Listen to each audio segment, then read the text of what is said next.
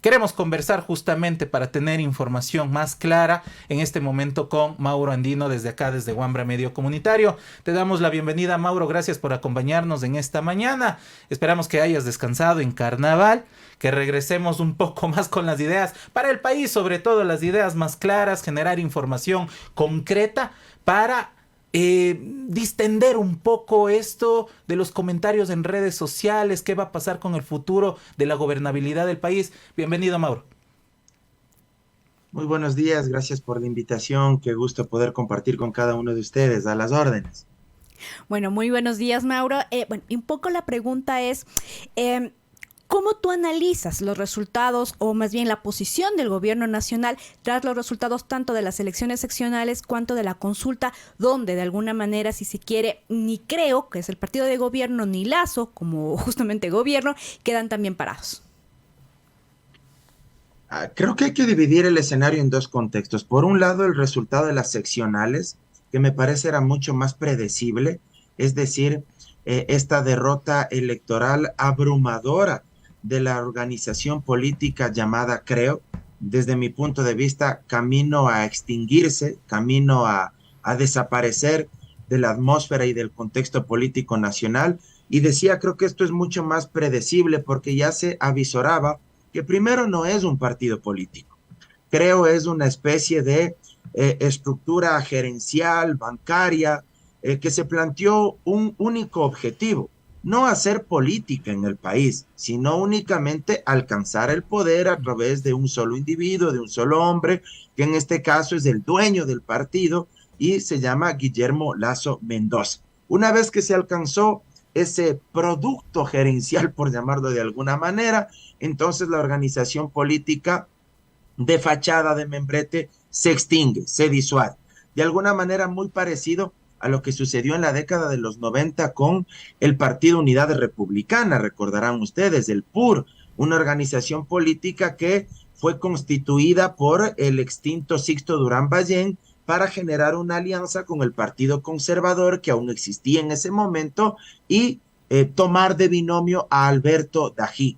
Llegaron al poder luego de que Durán Ballén se desafilió del Partido Social Cristiano, y una vez ya en el ejercicio del cargo, pues el partido no tuvo ninguna trascendencia a nivel nacional. Es decir, únicamente una estructura electoral, una maquinaria política que tenía una única finalidad: llegar a la presidencia, pero no hacer política, no trascender en el tiempo, no formar cuadros, no competir electoralmente, no fortalecer el sistema democrático, sino únicamente saciar la vanidad, el ego o ese objetivo para el cual fue creado por una sola persona: llegar al poder. Lo mismo podríamos extrapolar al caso de Creo hoy en la actualidad. Tanto es así que era predecible esta derrota, este fracaso electoral de esta organización política, que en muchos territorios ni siquiera pusieron candidatos a las alcaldías ni a las prefecturas, porque no tenían una organización, no tenían una organicidad, no tenían cuadros dirigenciales.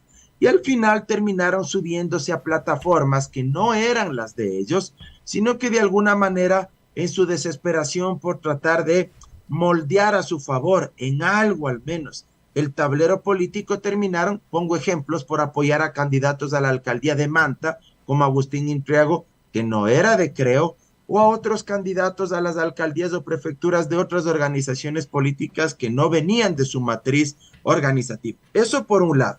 Pero el resultado, en cambio, del referéndum y de la consulta popular, indiscutiblemente que sí generó varias sorpresas, porque más allá de que algunos de nosotros estuvimos haciendo una campaña abiertamente por el no, pero desde un punto de vista argumentativo, lo digo con mucha humildad, argumentativo, racional, ¿sí? Más allá de eso, sí nos generó sorpresa porque el contenido de esas preguntas, poco más y le faltaba al presidente Guillermo Lasso preguntarle a la gente si es que estaba a favor de ser feliz o no, pues, si estaba a favor de pagar impuestos o de no pagar impuestos.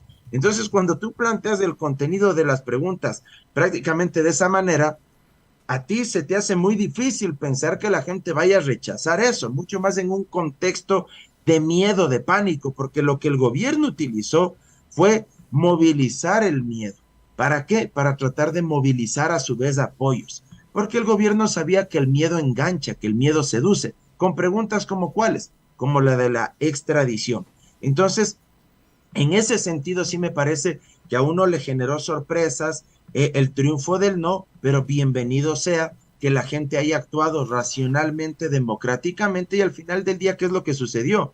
Que la gente rechace el contenido de las preguntas porque le dice al presidente Lasso, no podemos volver a confiar en su palabra.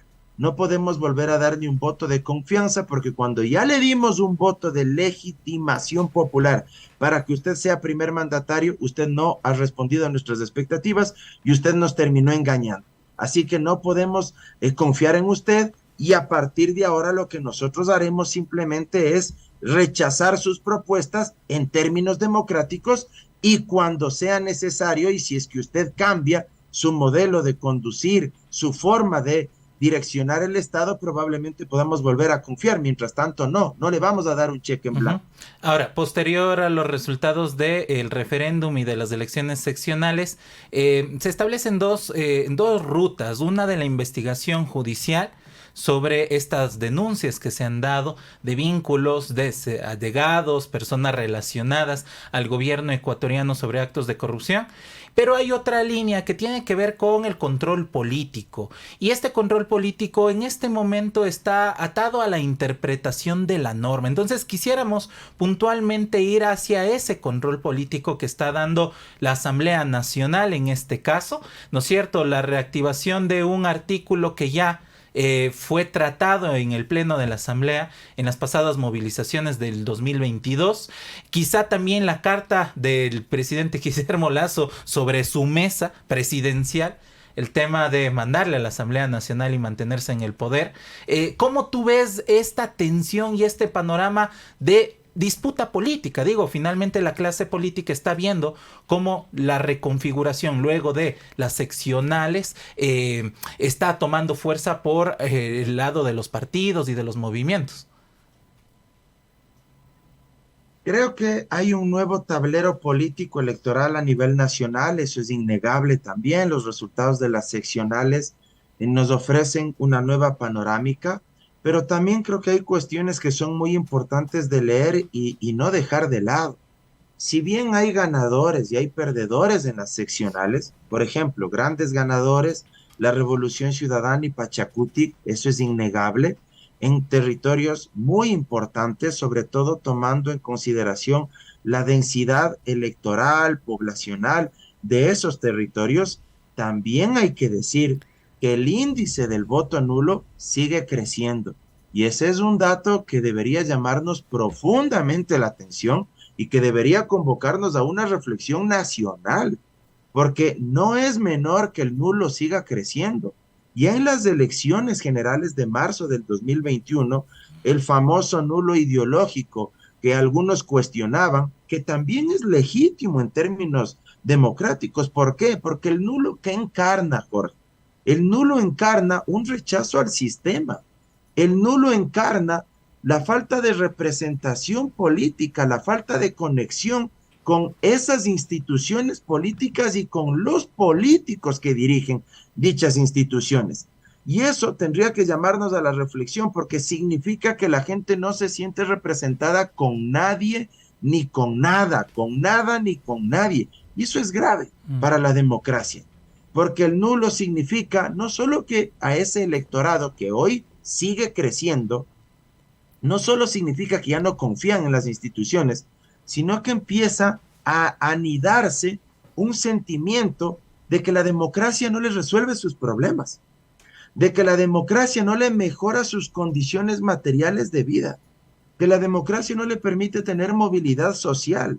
Entonces, a ese nicho importante de la sociedad, que en Quito, que en Ambato, que en Riobamba, que en Guayaquil, que en las elecciones del 2021 también ya votaron nulo porque no se sentían identificadas con ninguna opción, creo que hay que regresar a ver y hay que tratar de entender el por qué no se siente representada e incorporar sus demandas, sus pedidos en la agenda política de cada una de estas autoridades locales. Sí, creo Mauro, que esto es muy importante. Mauro, y justo en este punto, ya que topamos este punto de cómo se pone en crisis la representación en el sistema democrático a partir de estos representantes de partidos y de movimientos, pero también no es caldo de cultivo quizá para discursos autoritarios, digo, porque uno de los temas, por ejemplo, es el tema de la violencia, el tema de la seguridad, y claro, nos daría por un lado pensar en que se va a aumentar como esta participación, la mirada de los partidos hacia la ciudadanía, otras formas de mirar la seguridad, pero por otro lado también es caldo de cultivo para estos otros discursos autoritarios sobre cómo tener mano dura. Entonces, ¿cómo analizar justamente lo que tú has nombrado, esa crisis de representación democrática? Absolutamente, porque si uno analiza el contexto global, justamente la desconfianza democrática, la desconfianza institucional, lo que ha permitido es el auge de liderazgos autoritarios. Y eso también debería preocuparnos a todos. Tenemos ya casos emblemáticos. En España, el surgimiento, por ejemplo, de organizaciones políticas de extrema derecha como Vox, con un discurso antimigración, con un discurso antifeminista, antiderechos humanos. Tenemos esas mismas prácticas aterrizadas también en su momento en Estados Unidos con el propio Donald Trump, lo que se promovió ahí, con discursos que se han ido implantando también en nuestra región, lo que fue Bolsonaro en Brasil y que sigue teniendo una base y un nicho extremadamente duro. Ya vimos lo que le quisieron hacer al presidente Lula a una semana prácticamente de haber asumido el poder. Prácticas que se han ido implantando también con liderazgos en Argentina como los de Javier Milei y estos otros actores como Agustín Laje, etcétera. Y eso replicado también en otros lugares como en Chile, donde Kast llegó a la segunda vuelta electoral. Es decir, creo que uno debería preocuparse mucho de estos temas, porque aunque lo veamos lejano, y esto es algo que me parece los sectores anclados a la defensa de los derechos humanos en el Ecuador, a los sectores progresistas, a los sectores de izquierda, todavía no lo avisoran. Y me parece que esto también debería preocuparnos, porque no avisorar algo es más o menos como cuando estábamos observando la pandemia o el COVID a lo lejos. Lo veíamos únicamente en China, lo veíamos únicamente en Europa y decíamos, no, acá no ha de venir, acá no ha de pasar, aquí no ha de suceder, pero vino. Y el rato que ya vino y se instaló aquí y se dispersó aquí y contagió aquí, entonces recién ahí nos dimos cuenta de la magnitud de los hechos. Y eso es algo que a mí en lo personal me preocupa desde hace un buen tiempo atrás, porque creo que hay un espacio preocupante para capitalizar estos discursos radicales, autoritarios, antiderechos humanos, antiderechos de las mujeres, antiderechos de pueblos y nacionalidades indígenas, con enormes contenidos racistas, discriminatorios, de mano dura. Por eso es que ustedes ya empiezan a escuchar a gente que dice, es que si el Estado no puede, o políticos, ni siquiera ciudadanos, políticos, si el Estado no nos puede garantizar la seguridad, entonces que se permite libre porte y tenencia de armas, porque cada uno tiene que defender a sus familias y defender su propia propiedad privada, ¿sí? Y empiezan a prevalecer estos discursos también de que la propiedad privada está por encima del derecho a la vida, que también es otra discusión que deberíamos darnos el tiempo de reflexionar. ¿Qué vale más? Yo no con esto estoy diciendo que no debamos defender nuestra propiedad privada. Claro que debemos defender la propiedad privada, pero creo que también debemos ponernos a sopesar qué vale más, si un celular o la vida de una persona. No sé si me hago entender, y no con esto estoy legitimando que alguien robe o que alguien te quite tu propiedad, no, pero este tipo de discursos ya empiezan a permear en nuestro país. Y repito, si uno lo ata con el voto nulo, uno creería que ahí hay un nicho interesante en el que podría ser capitalizado este tipo de prácticas políticas. Entonces, creo que hay que regresar a mirar a estos sectores, ver de qué forma se incorpora en la agenda política de estas autoridades locales para evitar que estos sectores que votaron nulo, que ya son importantes, se dejen seducir por posiciones mucho más radicales y mucho más autoritarias. Y ese es un gran desafío que tienen las nuevas autoridades locales, alcaldes, prefecturas, para tratar de capitalizar. Y porque además de estos sectores que votan nulo y que se podrían dejar seducir por estas prácticas más autoritarias, también se sienten decepcionadas con el régimen actual.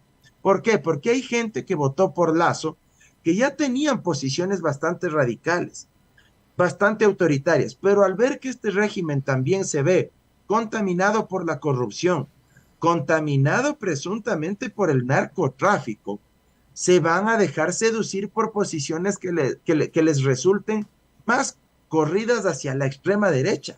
Y eso es lo que hay que evitar. Hay que darles salidas, hay que darles alternativas y que entiendan que esa no es la solución para que la democracia y las instituciones efectivamente puedan resolver sus problemas. Pero eso es responsabilidad, no solo de la clase política, también de los medios de comunicación, también de la academia, también de la sociedad civil. Ahora, pasándonos un poco a la otra orilla del actual gobierno, luego de la consulta un poco intentamos ver, apareció un Guillermo Lasso que intentó darse un aire democrático, si se quiere, llamando al diálogo a los sectores políticos. Algunas bancadas ya de por sí le cerraron las puertas, pero también el gobierno desde su mismo discurso recae, digamos, en viejas confrontaciones, en este caso, por ejemplo, con el Partido Social Cristiano, con la derecha que incluso les lleva al poder. Entonces ahí la pregunta es, ¿quién todavía está sosteniendo, cómo se sostiene y con qué élite finalmente se sostiene Guillermo Lasso?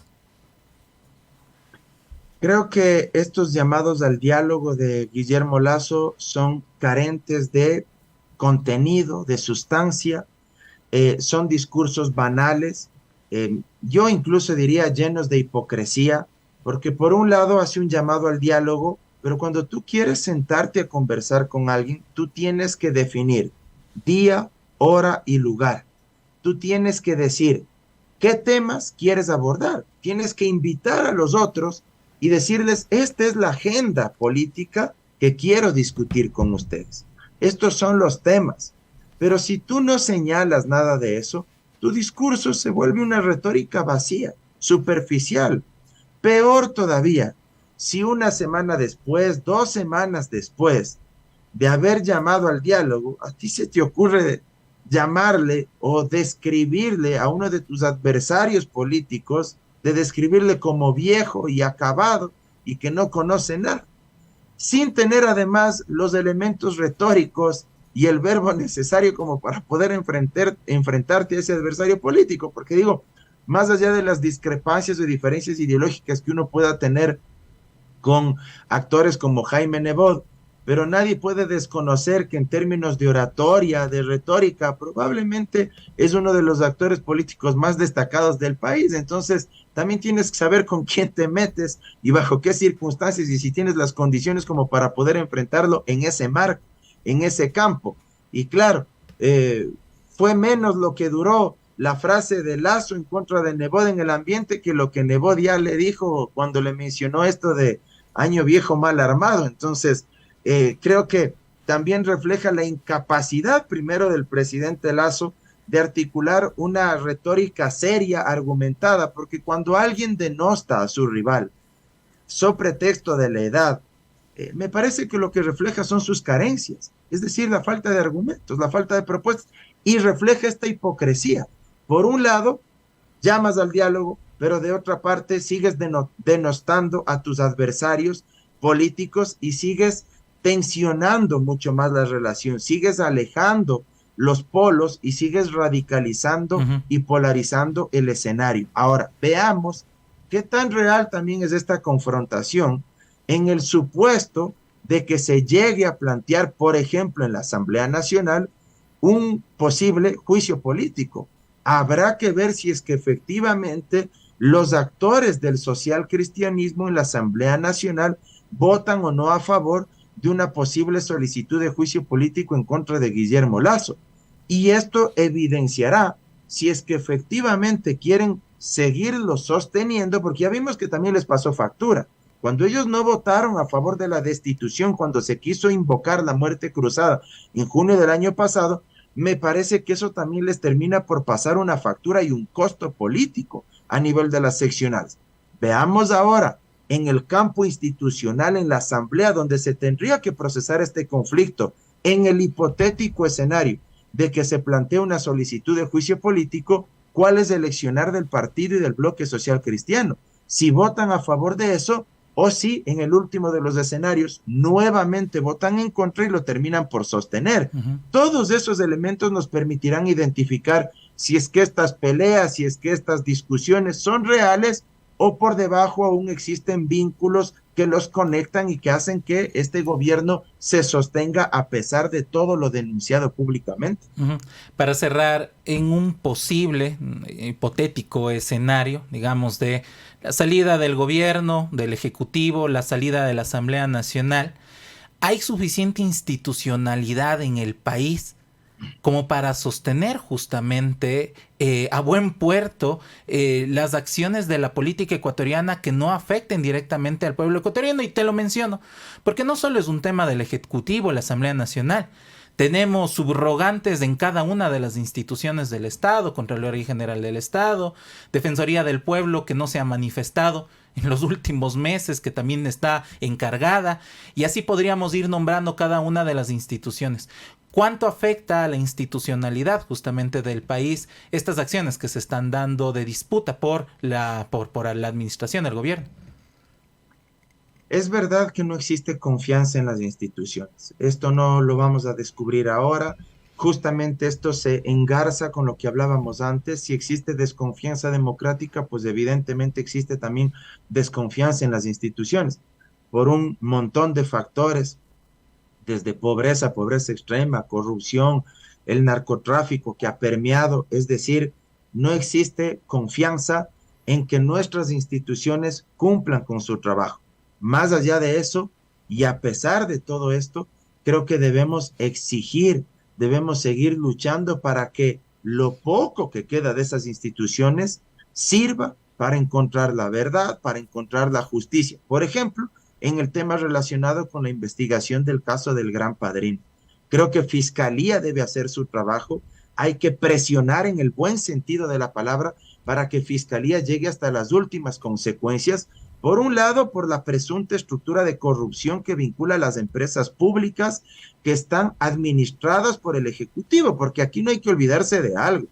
Cada una de las empresas públicas, empezando por EMCO, que es de esta especie de holding que dirige a las empresas públicas que están debajo de EMCO, como son Petroecuador, CENEL, SELEC, FLOPEC, tienen delegados del presidente de la República en sus directorios. Y el presidente de la República es responsable también de los errores que cometan sus delegados en cada uno de estos directorios. Consecuentemente, Fiscalía tiene que investigar hasta la saciedad, hasta las últimas consecuencias, la estructura de corrupción que se habría ejecutado en las empresas públicas con personas como el señor Hernán Luque Lecaro, este señor Rubén Cherres, el propio cuñado presidencial, el señor Danilo Carrera. Y de otra parte, hay que exigirle a la Fiscalía que de haber mérito, como parecería que así es, se reabra la investigación penal que fue archivada en enero del año 2022, esta investigación penal que era resultado a su vez de un informe de seguimiento que había hecho la Dirección Nacional Antinarcóticos de la Policía Nacional por una presunta estructura criminal que estaría vinculada con la mafia albanesa, donde nuevamente aparecen nombres como la de Rubén Cherres, la de Danilo Carrera Druet, y que nos ha llamado la sorpresa, fue archivada. Si es que hay méritos, si es que hay indicios, Fiscalía debería volver a reabrir esta investigación penal. Y de otra parte, exigir a la Asamblea Nacional para que cumpla con su rol de fiscalización política.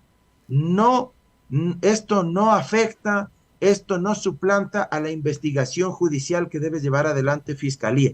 La investigación política va por cuerda separada y la Asamblea Nacional tiene atribuciones constitucionales para activar ya sea un juicio político o, de ser el caso, volver a invocar la muerte cruzada y la destitución del presidente de la República.